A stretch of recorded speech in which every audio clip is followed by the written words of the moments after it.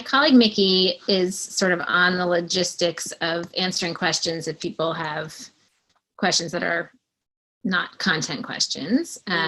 Usually Lex, who runs JWishLIVE, is here, and he does some of that kind of stuff too. He unfortunately couldn't make it tonight because he had a class. So he usually reminds me to set the streaming going because I have a tendency to forget that, but I remember it on my own. Got it. And do you record it too? Hey, Jan. We record it, yeah. Well, it streams to YouTube, and then we put that on our site. So. Oh, got it. Nice to see people coming in. If you want to introduce yourself in the chat, we love to see where people are joining us from and who's with us.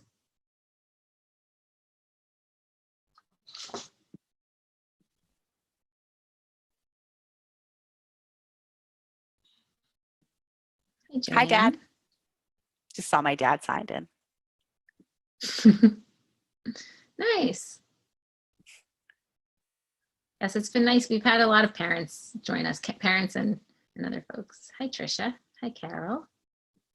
Well, usually my dad is our babysitter, so he can't go to my readings if he's watching our kids.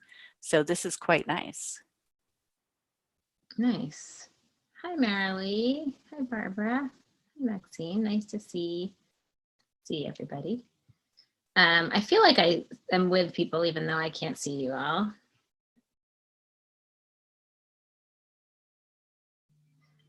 Oh, okay. My Omer counter lets me know that it's 8 o'clock. I don't even ever count the Omer at 8 o'clock, but it just reminds me that I'm supposed to eventually, and I try to remember. Okay, it's wonderful to see people joining us. And I think maybe we can get started. So welcome everybody to the Quarantine Book Club hosted by the Jewish Women's Archive and JWishLIVE. I'm Judith Rosenbaum, the CEO of JWA, and I'm delighted to be here with all of you tonight on this beautiful night, which we get to see behind Rachel. Thank you so much for being with us, and please continue to introduce yourselves in the chat. It's great to have a sense of who's in the virtual room with us. For those of you who don't yet know, JWA is a digital archive that works to expand the Jewish narrative by documenting and sharing Jewish women's stories. We love to draw on the richness of history to help us better understand the world today and our place in it, and how we can change it. I hope you will check out jwa.org. We have so many different kinds of resources and projects there that is all available for you to peruse. It's a great place to spend some time and to learn and find nourishment and community and stimulation and inspiration. So please check it out. Lex isn't here with us tonight to introduce JWishLIVE, but I will say what he would say, which is that it's a portal for all different kinds of Jewish programming streamed online. They have a ton of stuff going on, so check them out on social media, I think primarily Facebook, and on their site. And we're streaming there right now, and you'll be able to find this afterwards, both on their site and on our site. One moment of logistics before we begin. As you've seen, we have people introducing themselves in the chat. I really love to see that. It's wonderful to have a sense of who's with us. Also, please ask your questions in the chat, and I will be drawing from those, so make sure to speak up. I am so delighted and thrilled to be here tonight with one of my favorite poets, Rachel Zucker, who is the author of 10 books, including several volumes of poetry. I actually have a whole stack of them right here with me. Most recently, Sound Machine, as well as a memoir and an edited collection of women poets on mentorship. She has won many awards and fellowships, including from the National Endowment for the Arts, the MacDowell Colony, the Sustainable Arts Foundation. She teaches poetry at NYU, and she is the founder and host of the podcast Commonplace, Conversations with Poets and Other People, which is just so deep and delightful. So you should check that out too. Welcome, Rachel. So excited to have you here tonight. Thank you, Judith. It's really great to be here. So it's so hard to know even where to begin because there are so many things that I want to talk to you about. But maybe since I just read the list of all the different kinds of things you write, we could start by just talking a little bit about what you do. And you know, your work spans so many, and not only spans, but maybe bends genres. So how do you think about what you do and genre, and how would you describe Sound Machine and how it fits into that? Great question. I am not sure I believe in genre more than that it is helpful for people who believe that books are marketable and that they should be easily findable in a bookstore. But usually none of my books are in a bookstore anyway. And so I guess I would say that I'm really first and foremost a poet, but what that means to me, if it's a genre at all, it's that I'm really, really preoccupied with form. So whether I'm experimenting, like in Sound Machine, a lot of the pieces are some kind of hybrid, I call it genre non-conforming or genre non-binary. They're sort of like poems in one sense. They're sort of like fiction in another sense, in part because I often use she and talk about myself in the third person. They are a little bit like essays in the sense that either just kind of more traditional essays or lyric essays, in the sense that there is sort of an investigation that's going on, a kind of meandering thinking that's going on. Certainly, I would say that all of my work on some level could be described as memoir. And it's always been interesting to me that poetry and memoir are not usually considered within the same category. And poetry is often shelved with nonfiction, but why? I don't know. So I'm not really answering your question, except to say that I think that I am interested in exploring certain kinds of themes like motherhood, ethics, the ethics of writing, the ethics of art, especially representational art, feminism, Judaism, and I'm interested in exploring these kinds of themes in every single different form that I can imagine, and on trying to get at a form that's maybe before the form or a form that's outside of the received forms. Because to, just go right to the political heart of the matter, all of the forms that we have were primarily created by male artists and sort of had a lot of gatekeeping by male critics. So, if you want to get more theoretical, but no less direct and human, I would suggest looking at Alicia Oestreicher's work, and where she has a book called, what is it called? Help me, Judith. It's called Breaking the Language? No, Stealing the Language. God, she has so many books. I don't know which one you're talking about. Talks about the, it's on the shelf. Stealing the Language. Yeah, and she really talks really convincingly about the way in which, like, so many of the things that we think of as like gender neutral forms are not gender neutral at all. So that's sort of a political answer to why I write in so many different genres. I love that, because I think it also gets at some of the ways that you're breaking rules in other ways with your writing. Like, at least how I'm understanding what you're saying is that kind of breaking the rules of form is also related to the kind of writing that you do, and breaking the rules of what you're supposed to talk about and what you're supposed to write about and how you're supposed to talk about yourself, if at all. And that's, I think, one of the things that Yes. I find most compelling about your work is that it is just filled with the complexity and contradictions of what it is to be human in a way that is very unapologetic, not just unapologetic, but it's like, that is the story. It's like, that is the centerpiece of so much of what it seems to me, at least what I get out of your work. Not trying to make it make sense, but really like putting forward the kind of messiness. And that feels very refreshing, because it's not something that we get to hear a lot. There's sort of like a permission there that that I find sort of bracing and appreciate very much. Thank you. And do you want to read a little piece from Sound Machine to kind of? Yes, there's a Sorry, we have weird a little bit of a delay delay. between you and me. But Are you say what you were going to experiencing that say. too? Well, yes, Well, I I am. said there was a delay. Okay, I was just going to say quickly that I feel like what you just said is very much aligned with the mission of the Jewish Women's Archive, in the sense that I am trying to write about what it is to be human, but without being a very essentialist about gender.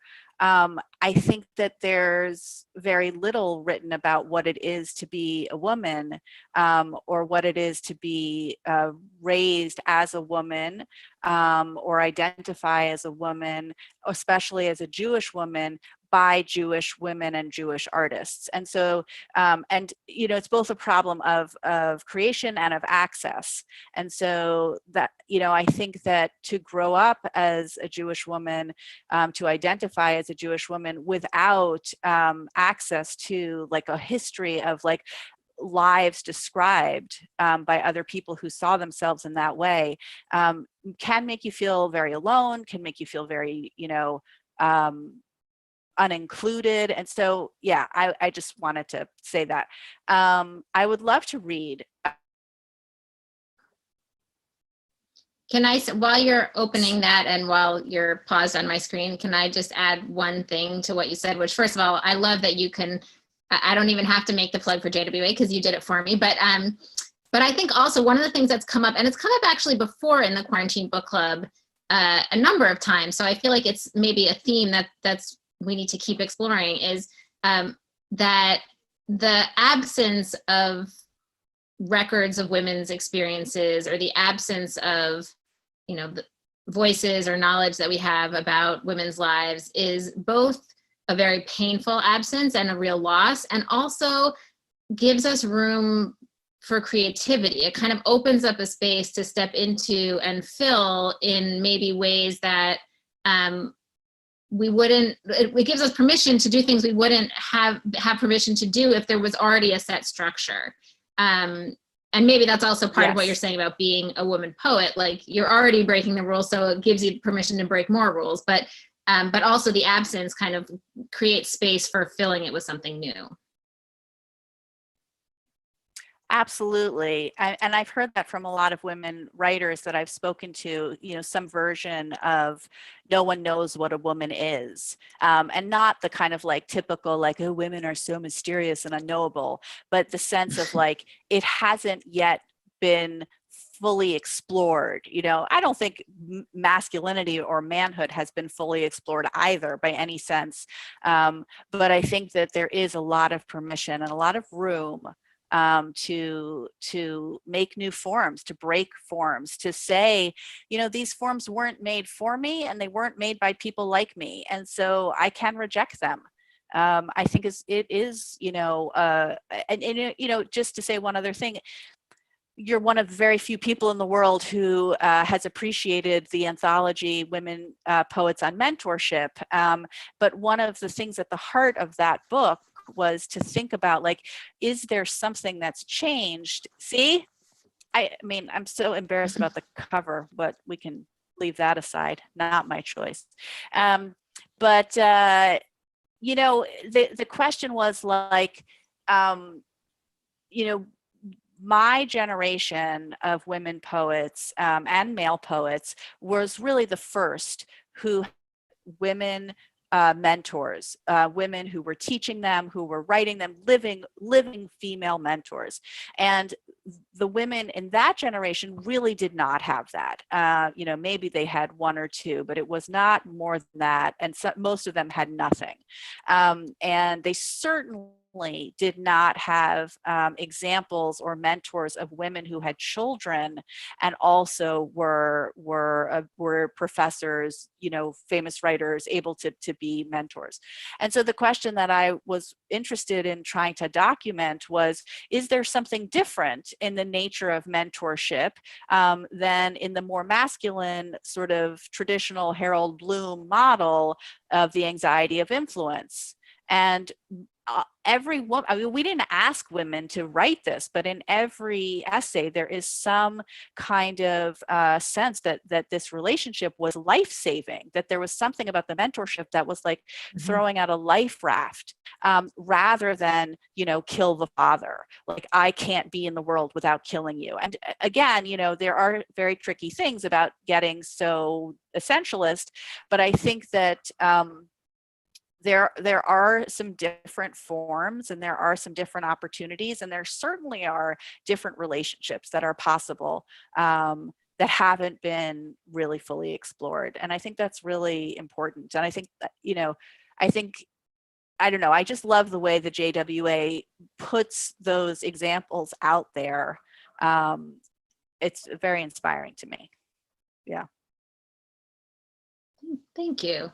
Yeah, I don't think it has to be essentialist. I think the way that we maybe seek support as women is it's based on what we need and the kinds of, the way that systemic sexism or whatever we want to call it, kind of shapes our experience, and women sort of work around that and have figured that out. So I don't think it's only about different ways that women are relationally, which could be an essentialist notion, but really more just about sort of how we've learned to work the system. And that requires building different kinds of mentorship relationships. And I don't think that it doesn't always succeed. I mean, I definitely can think of a lot of failed instances of mentorship where it's harder for women who struggled in an earlier generation to provide that for women. They might have an attitude of like, well, I didn't have that, so why should you, right? I can think of examples of that. But I also think that it's been one of the things that's been so interesting to me in our work at JWA recently is helping a younger generation of teens recognize how much they need female mentors, and how much they need women's community. And I think they weren't always raised to think they did, because they were sort of raised in this sense of like, we're totally equal, we have access to everything, we can be anything. And so they didn't necessarily grow up thinking that other women should matter to them so much. And they're finding more and more in this particular time, the last 4 years or so, actually this is really valuable and something I really want to cultivate and something that's incredibly nourishing. And so that's been really powerful for us to see that develop and to help cultivate that in a younger generation of women, because I don't know that was something that they didn't take that, they didn't assume that was of value or part of their lives.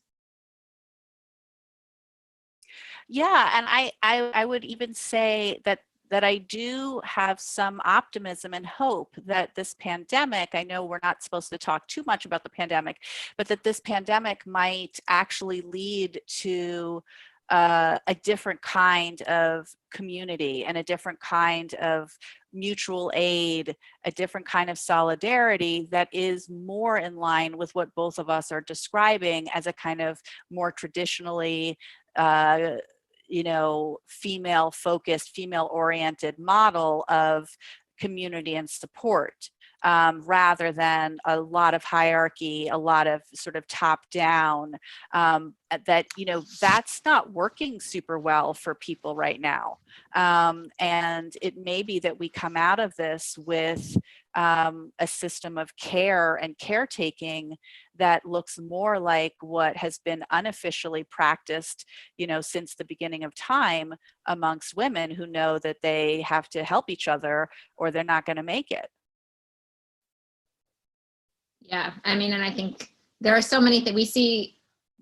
I tend to think that there's so much that we can learn from women in all different aspects of this. It's been interesting to me to see also that the countries that are doing best are ones that are led by women, and just all the ways that women have learned to manage very challenging situations, it feels to me, are applicable in many realms, from the arts to, all kinds of different social relations and administrative capacities and all kinds of things. So anyway, we got onto this riff just as I was about to ask you to read. And I'm glad we had this piece of the conversation too, but would love to get back to hearing a little bit of your work. Great. Would you like me to start from the beginning of the book, or would you like me to read that shorter poem? What do you think? Start from the beginning, I think. Okay, great.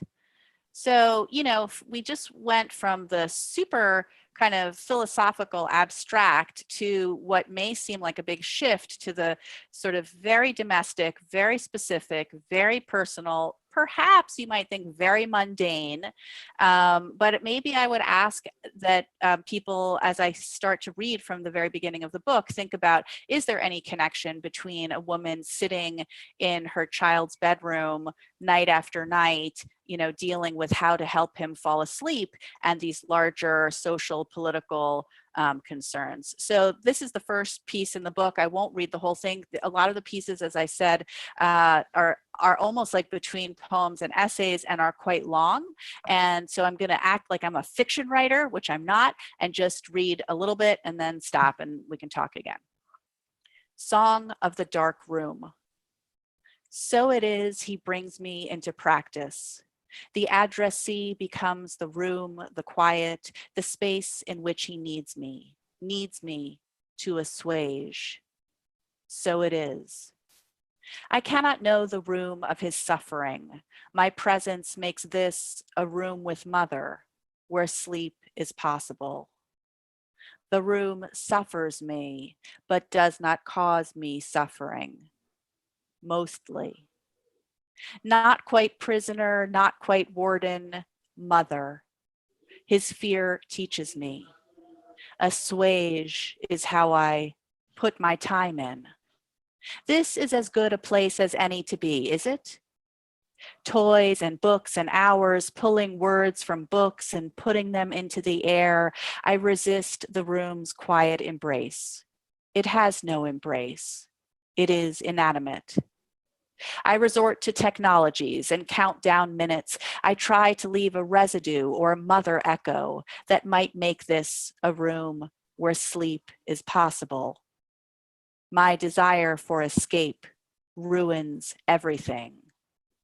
I am not very good at, is why it's called practice, the nothing of the room, of the task, of time. Every night I turn off the light and take off my mother skin. Bolt, molt, not for lack of practice. What seduction these technologies, junk. In the book, it's only October, but Pa is worried. The walls of the muskrat house are as thick as he's ever seen. Rain, frost, and chill kill the garden, which yields only 5 bushels of potatoes and a few gallons of preserves. All the birds are flying south too early. Nothing, no living thing sets down to rest in Big Slough. Strange, says Pa. Strange. In the room, it's mid-October. The boy breathes evenly outside. The boy breathes evenly after many sighs and yawns, but I'm afraid to trust it. Buses idle outside. A teenager laughs wildly. The cars on Amsterdam Avenue are long waves of sound. The room could be city, country, beach, mountains, but it is city. Through the half-open door, the radiator clanks, then stops, a ticking. The radio predicts dimming sunshine. So maybe I'll stop there. I can read more later if you want or not. Thank you. Thank you. Yeah.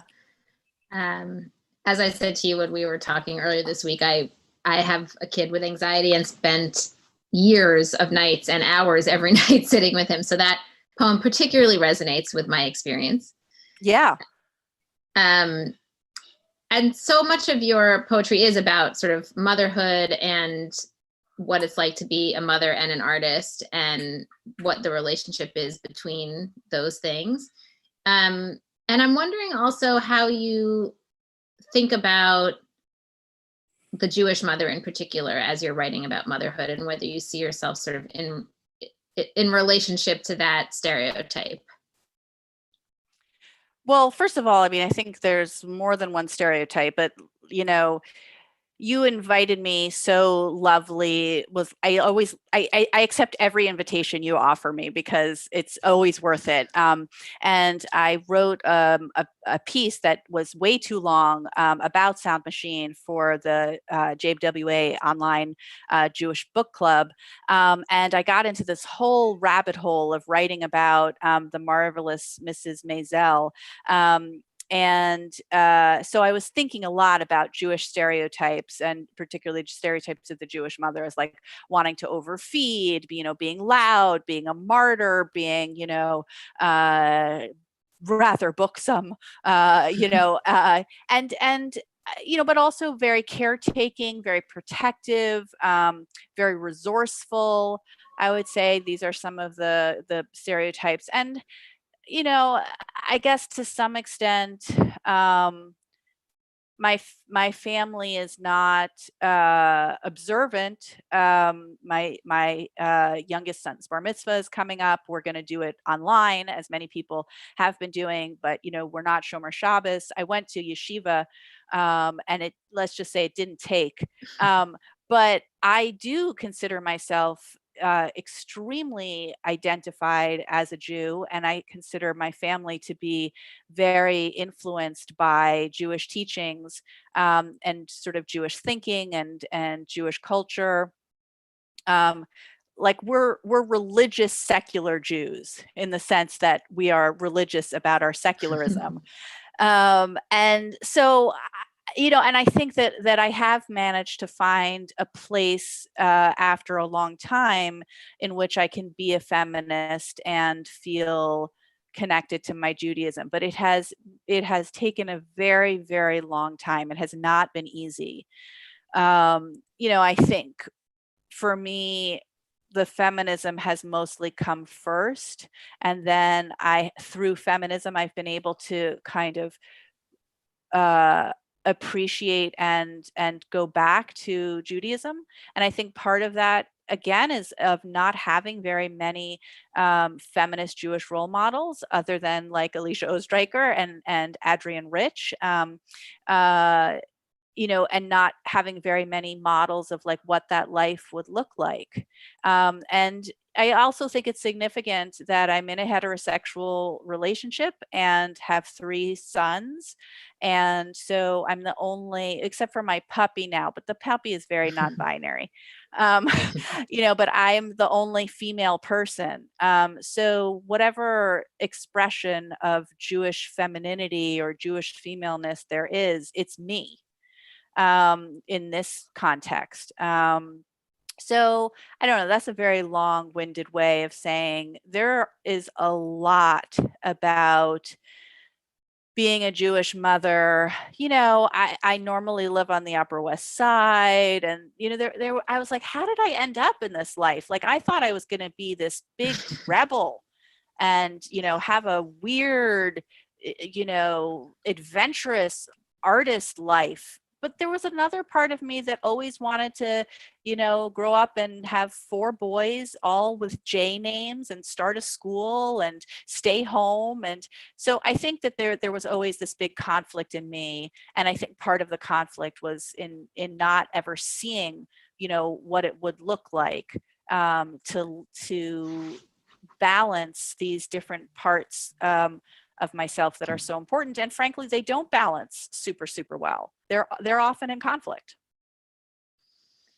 As usual, there's like so much I want to say in response to that, but I am so glad you mentioned the piece that you wrote for JWA because I loved it. It was beautiful. We'll put the link in the chat so people can read it afterwards. But I actually wrote down one of the lines that you had in that, which I'm going to read now, if that's okay.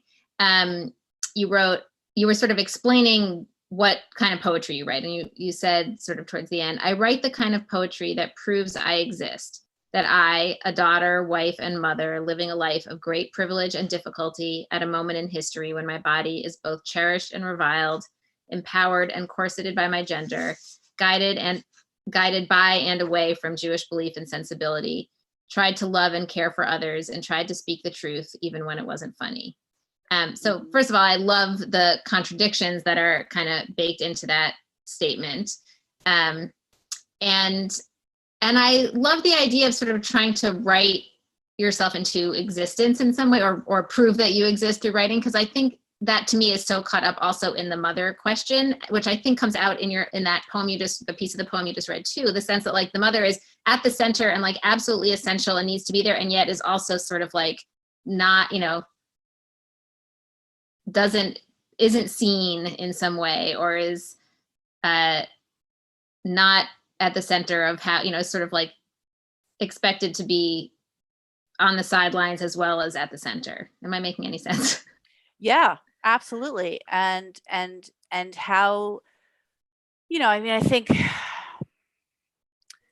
parenthood, maybe especially motherhood, but let's just say parenthood is such a, it's the same thing over and over and over again, the drama of separation and attachment and separation and attachment. And, when I wrote this, the boy who's at the center of that first piece is my middle son, who's now 19, but at the time was probably, I guess, 8 or 9, and was, we were all over again trying to sleep train him. He would not go to sleep unless I would sit there, and I would sit there and sit there and sit there and sit there, and I would think he was asleep, and then I would tiptoe out of the room, and he would wake up and he'd be very upset. But this led to him not being able to fall asleep, because he knew if he fell asleep, I would leave the room. So, we went to a therapist, and the therapist was like, you can't do this. You have to not sit there with him, because he needs to be able to figure this out himself. And you cannot, make it so that you are essential to him being able to fall asleep. And, that's a lesson, thinking now, like, about my almost 21-year-old and my 19-year-old and my almost 13-year-old.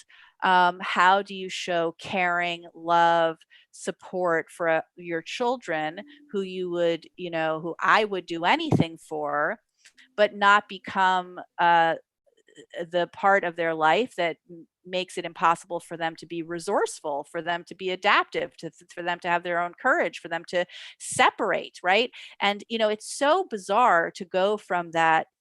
I mean, I think about my oldest son, and maybe I should read that short poem, because I think so much about my oldest son, who's, as I said, almost 21. And it's like just a minute ago he was born. And I remember that feeling of like, if I am literally responsible for keeping him alive. It is just shocking how helpless human babies are. And I think Adrienne Rich writes about this incredibly beautifully, that perhaps, part at the heart of misogyny and sexism is a fear among men, and an internalized fear that they were once so helpless, and that, some woman usually was the one who kept them alive, and that is a sort of psychic disturbance on some level. But to think about, like, when Moses, my oldest, left home, I was devastated. I woke up every single morning and I just felt like one of my limbs was missing, even though I swore I would never be that mother who was like, oh my God, my child went to college, or my child's on living away from home. That's how it felt to me. And now, in the planet quarantine, I'm like, oh my God, are they ever going back to school? Are there are no jobs? Will they live with me their whole lives? This is not a good idea. This is not a good plan at all. I was ready. I was ready for the next part of my life where I had only one child living at home and then no children living at home. And that's not happening. And so, I just think, and let me just say one other thing about this, which is that I think that because therapy and because our understanding of behavior and psychology and social relationships, again, was mostly developed by men thinking from a masculine perspective, couples therapy for a long time sort of had this idea that, like, if you just communicated well with each other, and you were very clear about each person's needs, and you tried to reduce conflict and increase each person's independence, that things would get better. And actually, couples therapy practiced that way is enormously unsuccessful and doesn't really help couples stay together more than no couples therapy. But kind of the new version of this is modeled on parent-child attachment and secure attachment versus insecure attachment. And so instead of pathologizing the parent-child relationship and that bond, it says basically, even adult relationships require a person to feel deep trust in their partner or in their significant other, or, you know, in their parents, in their friends, in their, you know, in their close ones, and that relationship is modeled appropriately on parent-child relationships, not like, oh my God, Oedipus is the end of every story, right? Right. So I know that's like a detour, but it's not really. I think it's also like I'm trying to figure out what it looks like to have healthy relationships with my sons, and there's no model. And, you know, I'm either considered enormously overbearing or too laissez-faire, uncaring, too ambitious, too self-centered, too self-sacrificing. There's no middle ground here. Whereas, you know, my husband, I don't want to out my dad, but my dad heard me on the podcast, and he texted me just before this started. It's great to see how supportive Josh is of you. And I texted back, supportive in what way? And Josh had, from the other room, told me a word that I had forgotten. Well, that's a very low bar for supportiveness. You know, I'm not saying it wasn't important. It was helpful. I just think that, you know, men are in a different situation by and large. You know, if they don't leave the family, if they spend time with their children, if they're reasonably feminist and egalitarian, it's like they're the heroes of the world. And I do appreciate that, but I still maintain that there's almost no way to be a good mother. You know, there's almost no way to be a good enough mother. It's just, right. You know, we're making this up and it's all failure. Yeah, it certainly feels that way most days in my house, I can tell you. Yeah. Maybe read that short poem because I feel like it's so relevant here. Okay. I have to find it in my my electronic galleys. I don't even have a copy of my own book here. I actually also have the galley, the actual copies at my office, and I tried to go back to my office but forgot my key. So I also have it. I got it. I marked the page. In my galley, it's on page 46. Okay, awesome. Thank you. I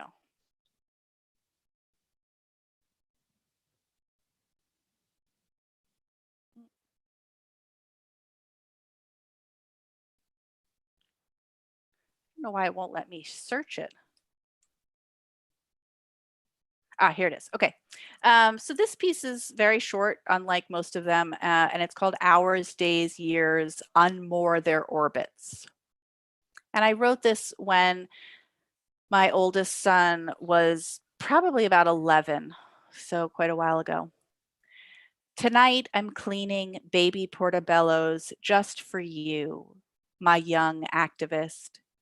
I'm wiping the dirty tops with a damp cloth as carefully as I used to rinse raspberries for you to adorn your fingertips before eating each blood-red prize.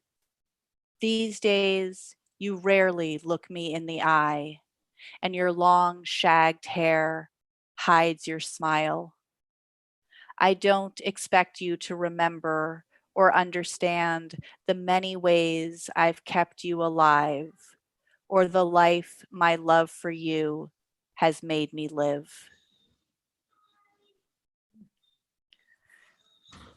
Beautiful.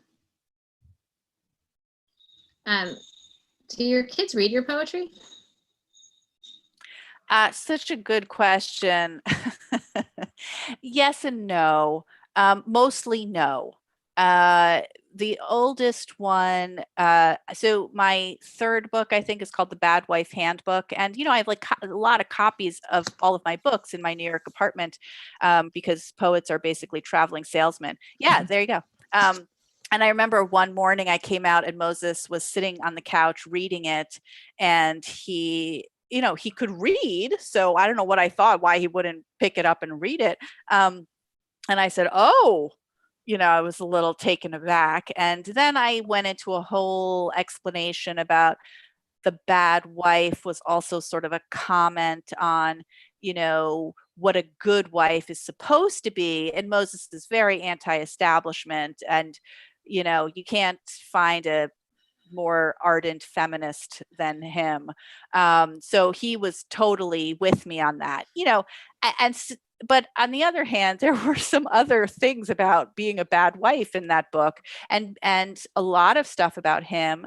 I think it's very, very complicated. I feel, on the one hand, to go back to what we were talking about at the beginning, that if women don't tell the real stories of their lives, that there's no way to live this life fully. That if we don't break some of the taboos, if we don't say what the fierce and amazing, love of parenthood is, and that it contains boredom, hatred, loneliness, shame, confusion, doubt, disgust, all those things, at least for me. Maybe there are some who just find every moment of it beautiful. Congratulations. I am so happy for you. That has not been my experience, nor has it been the experience of anyone who's ever been willing to talk openly with me about it. It's very complicated. And I think that if we're not willing to break those taboos, then on some level, we are never going to be full human beings and have full experiences. And I'm not saying like, oh, I didn't know what I was getting into, and that's what pisses me off. But I think that it also opens things up for men to have more complex, nuanced relationships with their children, with themselves, with their partners, with other men, things that they've been cut off from. So I believe that, wholeheartedly, that is of great political and social importance. And in the United States, we're not doing so great, but in other countries, women are really not entitled to full rights and protections. You might argue that the same is true here. But if we don't even see ourselves as full people, and men don't see us as full people, we're never going to get there. We're never going to get to equality. At the same time, these are my children, and what I want more than anything is to have them be healthy and well and sane and strong and resilient, and what I want, what would just be the worst thing in the world is if I hurt them. And it's hard to write about the dark side of motherhood and not hurt your children.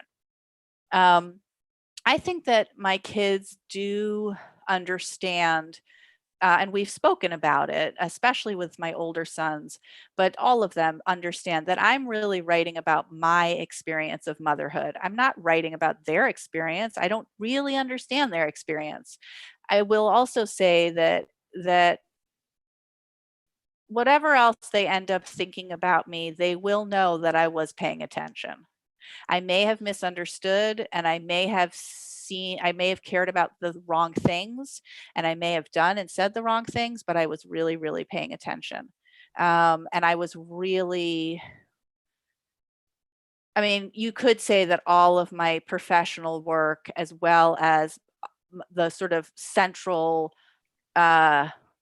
quest of my life, is about understanding motherhood, both my own and the sort of larger historical, anthropological kind of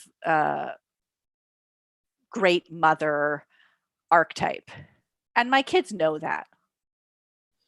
And also, they'll never be able to say you weren't honest. I think one of the things that I always think is so interesting about what's so charged about talking honestly about the experience of motherhood is that nothing that anyone says about it should be very shocking. Like, it should be obvious. Like, gee, I have needs beyond my children, or I might want contradictory things, like to be with you and to be alone sometimes, or, like, it's nothing that is beyond there's just like nothing beyond the wildest imagination, and yet somehow it still lands as shocking in some way, because I think precisely as you're saying, like, this is why it needs to be said, because people don't say it, and so then it feels like, whoa, someone's actually telling the truth. But I do think that, like, I think it's good for kids to know that, right? Like, I often would say to my children, like, everybody, you know, yes, you are very, very important, and there's also a whole world out there, and I have work at home, and then also there's work, everyone has work to do in the world. And yes. you know, so for some people that's paid work, for some people it's not paid work, but there's a whole world out there of things that also require attention. And anyway, getting off on a distraction. I think having a mother who is, whether they're working for pay or not working for pay, but somehow deeply engaged in something outside of their children, is really deeply important, both for, you know, for girls, for boys, for non-binary kids.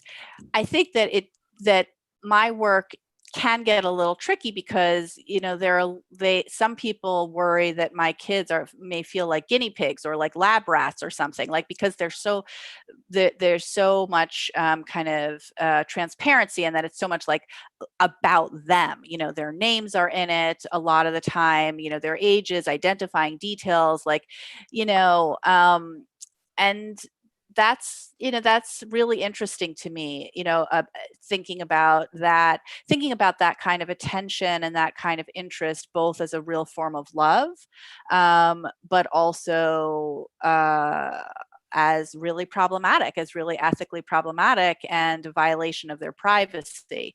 So it's both, I think. Right. I mean, and there's two things that I want to say based on that. I mean, two directions I want to go in.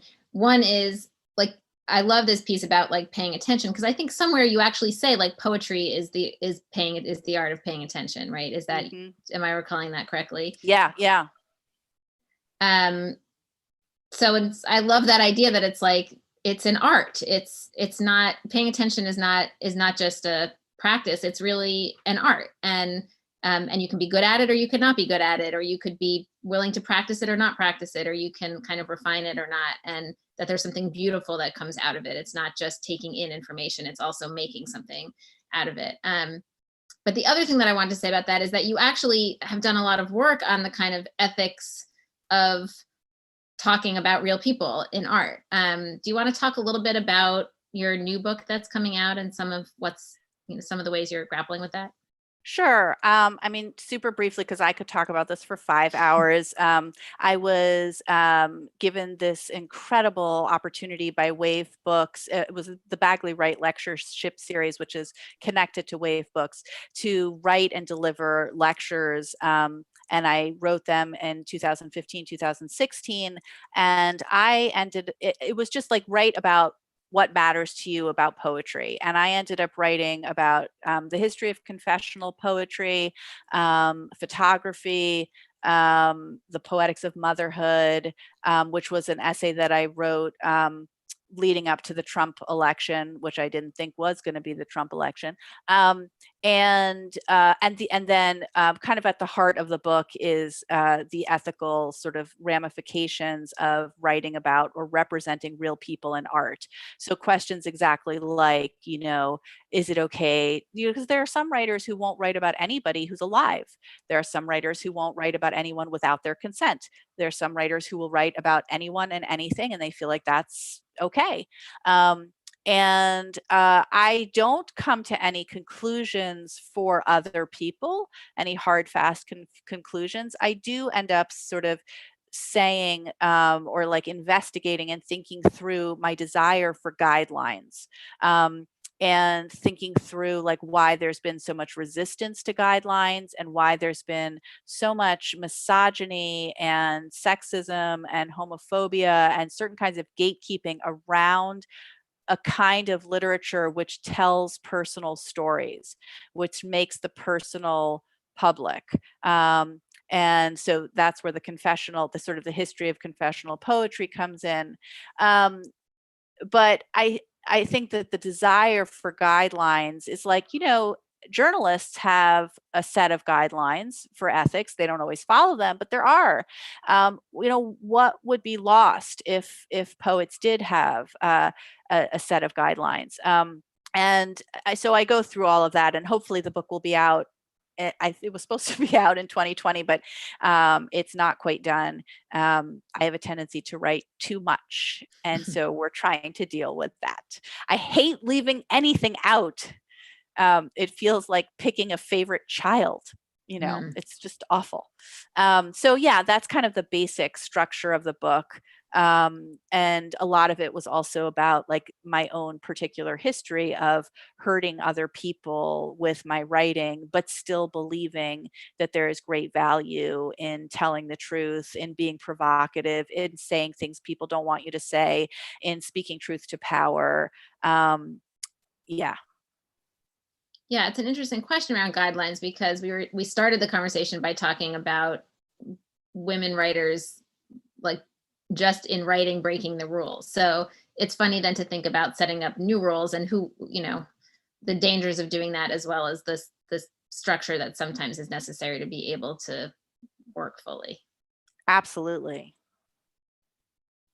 And we have a question about from Ellen, who says, that points out that women often get a lot of negative feedback when they tell the truth about their lives, and wondering if you have been on the receiving end of that.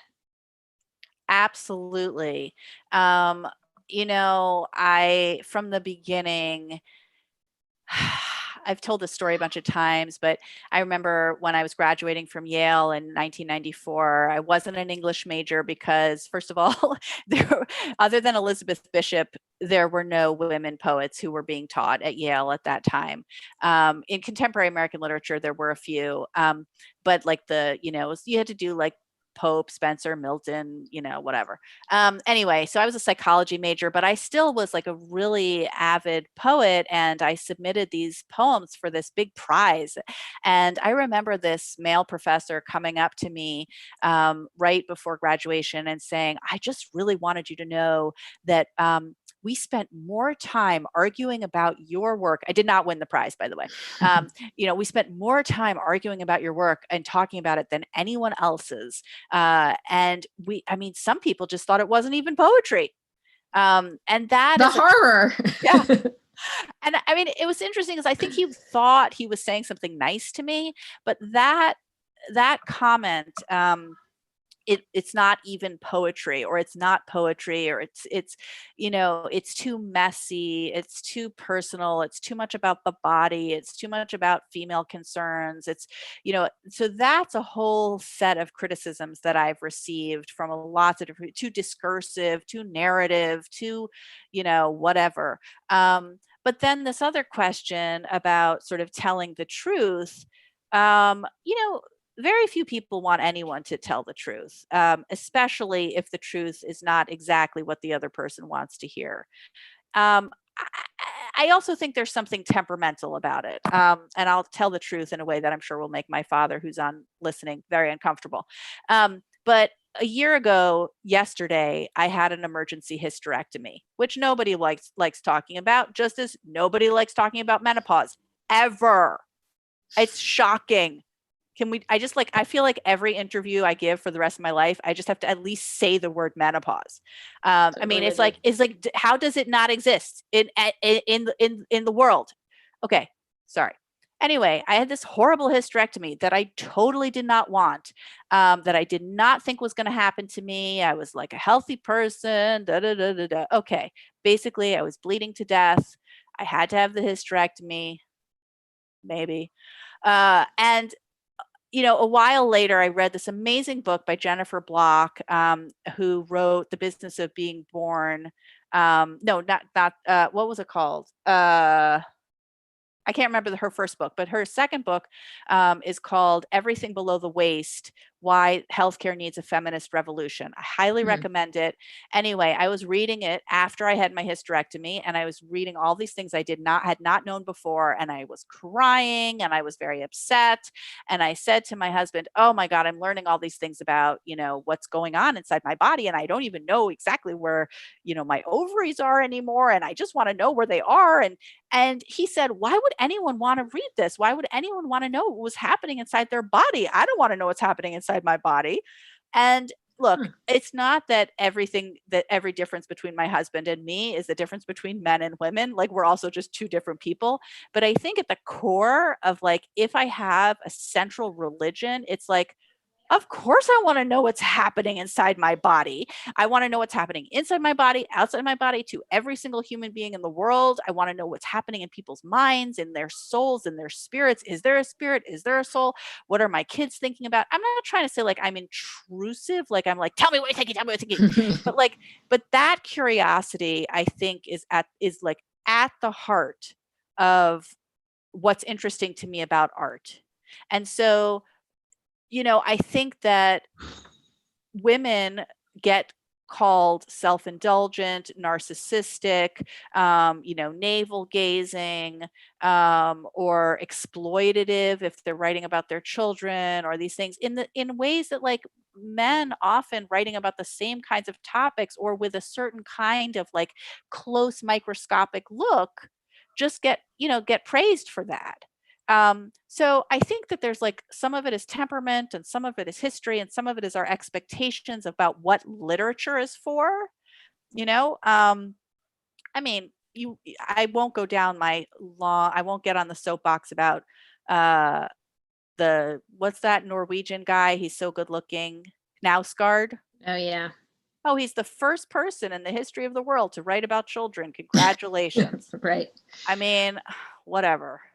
I think also, like, I'm thinking about what you said, Josh said about wanting to know, like, it also feels, I mean, I admit I am like you, I am very curious about, I like a lot of information, and I can't imagine not wanting to have the information. I definitely think knowledge is power, but I also think it's easy for men to say, I don't want to know, because all they have to do is open up any anatomy book or anything, and there it is. The information of what's in them is the basic default information. For women, it is so much harder to ever know, because no one has bothered asking or looking or telling. It's very hard to find that information. And it's like totally revolutionary when you actually can find it. And then there's a sense of like, how did nobody tell me this? Why did I not know this? Right. And I remember finding a book about fertility when I was trying to get pregnant, and I read it and I was just like, why was I not taught this? I had all this other teaching about all kinds of things, and it didn't include anything relevant to my actual body and how this works. I was just told, like, don't get pregnant. Yeah. In 2019, when I had my hysterectomy, every single doctor, male and female, told me the only purpose of a uterus is to bear children.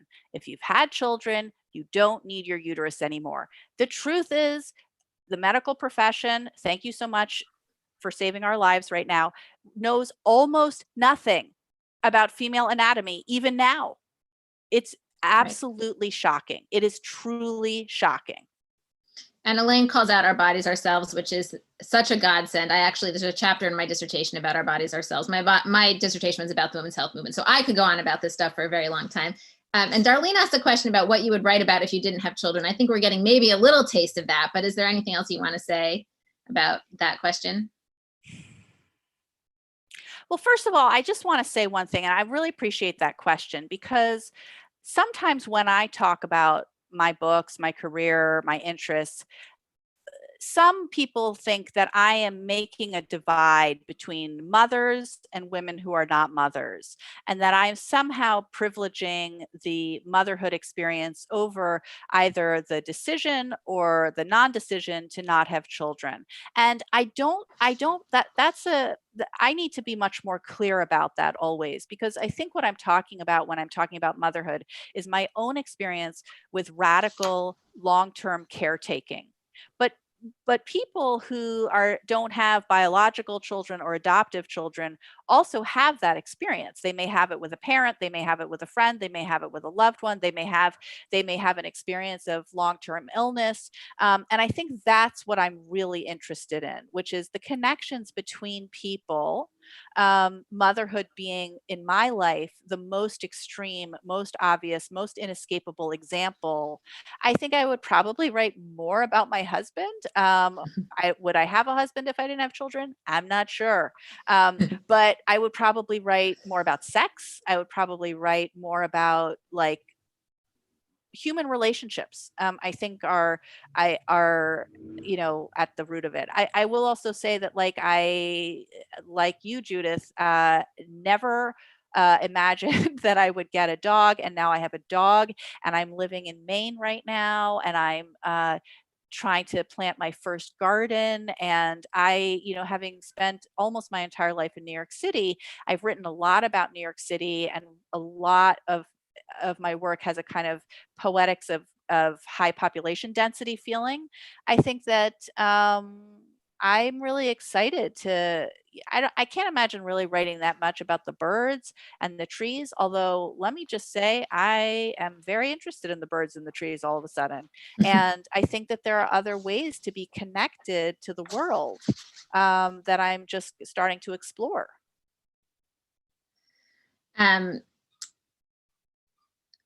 There's like 20 more questions I want to ask, but I'm going to try to rein it in. But someone asked a question about the title of the book, and that was something I wanted to talk about too, because I think that the sound machine is such a,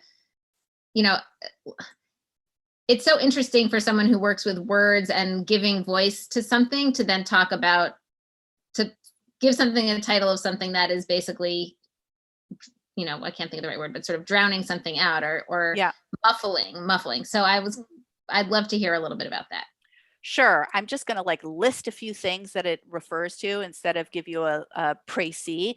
But I have insomnia. And so one thing about the sound machine, it is literally a white noise machine. My husband snores. It's very aggravating. So we have a white noise machine. But then there are a lot of other sound machines in the book, like literal sound machines, like the baby monitor is a sound machine.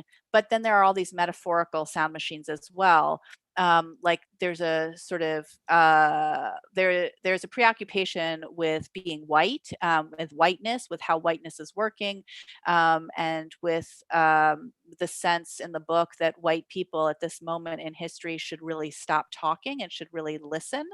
And this question of what to say and what not to say, when to listen, when to speak.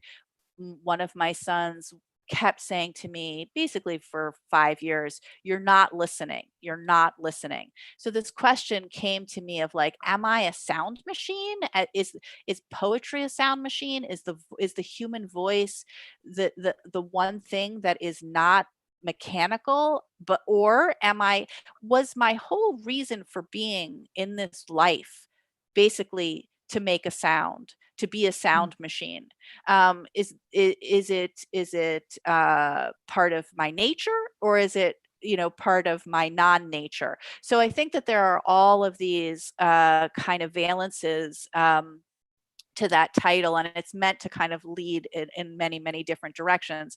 And one of the questions is like, what is the sound, and what is the sound that's covering over the other sound? And then last about this, I'll just say that there's an audio project that I've done that goes along with this book, because I felt like that part of the life of these pieces was most present when I was reading them out loud. And so I started to make these immersive audio pieces, and you can find them there. You can get them for free on Bandcamp if you just search my name and Sound Machine on Bandcamp, and you'll have an example. So there, I worked with different sound designers to present like this kind of other new genre of like the pieces that are in a sound machine in a different way. I love that idea of like the different, that there are sounds that are underneath the sounds, and that sounds are competing with each other, and we don't always know what we're trying to even listen to or should be listening to. there are so many more things I would love to talk about, and we'll have to have another conversation another time. But this was just such a delight to be with you, Rachel, tonight. Thank you so much for joining us. Thanks to all of you who are with us for being with us, for asking great questions. As some people were already asking or referring to in the chat, we're changing things up a little bit with the schedule. I know we've been meeting once a week for like 9 weeks now, believe it or not, which is crazy. And we didn't even get to any of the questions about quarantine and you being in Maine and what you're reading and thinking about now. But well, I won't say any share one thing. I really wanted to say that like a huge shout out to everyone who is listening. Every single one of you is either taking care of someone else or taking care of yourself. And it is a really big job to take care of yourself and to take care of other people. And I think that this quarantine is giving us an opportunity to see how much labor, emotional labor, physical labor is involved in just caring, taking care, feeding and protecting. And the people I know who are homeschooling their kids are having a really hard time. People who are, older and socially isolated and are not used to being socially isolated are having a really hard time. So I'm also having a really hard time, but I just wanted to say, like, I'm really grateful that anybody showed up, and I just really hope that you're getting like some love and support, because I think this is so hard. And I just saw all these amazing questions there too, but I'll give you the links to things that people were asking for, and maybe you can post them on the JWA. But yeah, and we can send them in a follow-up email. And Mickey, if you could put in the chat the bookshop link, because even if it's hard to find your books, Rachel, in an actual bookstore, bookshop.org, which we were talking about last week, the new independent online bookseller, has a lot of them. So that's a great place to get your stuff. And maybe the link also to the piece on JWA. And then also the links for the upcoming programs that we have. So some of you notice we don't have any other quarantine book club per se dates set up yet, although we will be coming back with more in July. But we are going to have weekly learning opportunities for you, and I hope you will join us for them. It's really been such a highlight for me, really and truly the highlight for me of each week has been being part of these conversations each week. So next week, Thursday is Shavuot, so we are not doing anything Thursday night at our usual time, but on Wednesday night, we are having a panel conversation about the new Hulu show, Mrs. America, which is about Phyllis Schlafly and the battle for and against the ERA. We'll be talking about the show, about feminism then and now. I would love to see many of you there. In June, we will be returning with our Thursday night at 8 programming slot. I've come to think of it as our own form of must-see TV, which probably only will be remembered by the people who are Gen Xers like me. But we are going to have a new series on Jewish women in history called Leading Through Crisis and Change, Jewish Women at the Turn of the Century, turn of the 20th century. So please check that out and register. It's a 4-week piece, and it will be hopefully just as wonderful as the Quarantine Book Club has been. I'm sure it will be. And then in July, as I said, we'll start up again with the Quarantine Book Club and with more books and authors. And I hope you will be with us then and that you will enjoy our other programming in the meantime. And until next time, I wish all of you a good night and good health, and be safe, be well, take good care of each other and of yourselves. And thank you so much for being with us tonight. Thank you, Judith. This was so fun. So fun.